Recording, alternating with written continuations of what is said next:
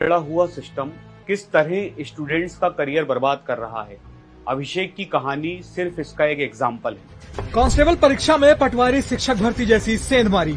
पटवारी third topper नहीं बता पाई MP में कितने जिले। मध्य प्रदेश में वरिष्ठ ग्रामीण कृषि विस्तार अधिकारी नर्सिंग सहित 3 परीक्षाएं निरस्त। एमपी में शिक्षक पात्रता परीक्षा में घर बैठे हल हो गए पर्चे।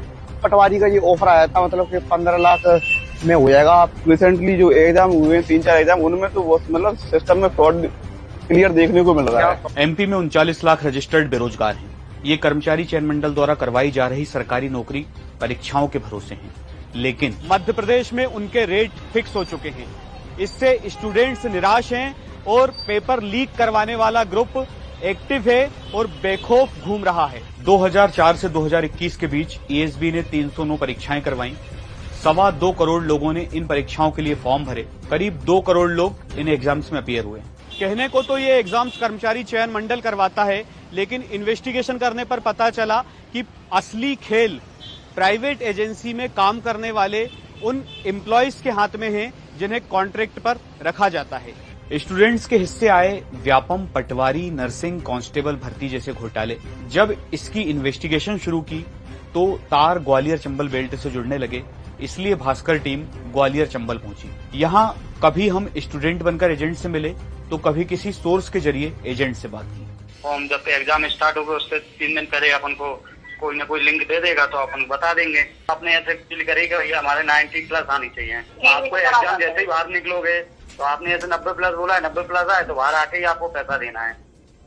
तो कितना अमाउंट रहेगा? करीब करीब वर्ग 1 का 20 था। तो आपके सेंटर कहाँ पे आएंगे, किस तरफ रहेंगे, मतलब कितने? अधिकतर भोपाल रहते हैं, भोपाल, ग्वालियर। जो कॉलेज में चल रहा है उसी में आया तो ही हो पाएगा, नहीं आप बोले कि हमारे इसमें भी करवा, ऐसे नहीं हो पाएगा। तो आपके पास कितने सेंटर हैं? ग्वालियर में पूरे थे, लेकिन ग्वालियर में बंद हो गया ना, अभी तुमने देखा होगा पटवारी के बाद। और फिर भोपाल में अभी 4 कॉलेज थे, पर एक में बताया तो था इनको ही।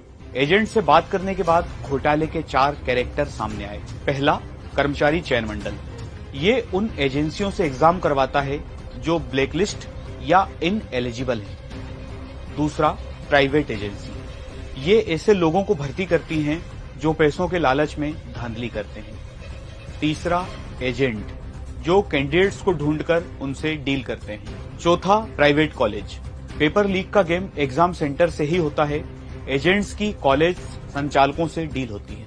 इस प्रोसेस में पहले एजेंट से डील होती है, ओरिजिनल कैंडिडेट ही एग्जाम देने जाता है। ऑनलाइन एग्जाम के वक्त उसे सिर्फ बैठना है। कैंडिडेट्स को ऐसा सिस्टम असाइन किया जाता है जिसका रिमोट एक्सेस पहले ही ले लिया जाता है। इनकी लोकेशन भी ऐसी जगह होती है जहां कैमरे की नजर नहीं पड़ पाती। रिमोट एक्सेस से कहीं और बैठा सॉल्वर सही जवाब टिक कर देगा। अगर कैंडिडेट को वादे के मुताबिक मार्क्स मिलते हैं तो सेंटर से बाहर आते ही कैश पेमेंट करना होता है। अब सवाल ये था कि फर्जी सिलेक्शन का रेट तय कैसे होता है और इसके पीछे चेहरे कौन से हैं? इसका जवाब दिया ग्वालियर के पास बसे सबलगढ़ के एक स्टूडेंट ने। मान लो मैं पेपर लीक की डील करवा रहा हूँ और मेरा कजिन है, तो मैं 4-5 लाख रुपए कम कर दूंगा। बाकी इसके रेट फिक्स 16 लाख रुपए मांगते हैं लोग। ये पूजा शर्मा है ना, उसका एक भाई है शिवम शर्मा और हरिओम शर्मा।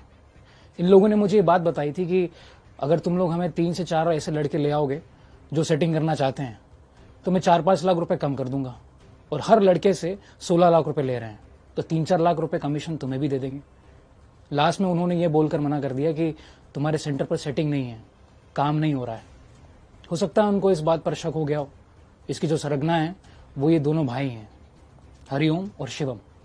ये सब काम करवाने की नींव चनोटा के राजेंद्र रावत और बेरई के मुनीस रावत ने डाली है। स्टूडेंट ने जिन लोगों के नाम लिए, हमने सबसे बात करने की कोशिश की, लेकिन सबके फोन लगातार बंद थे।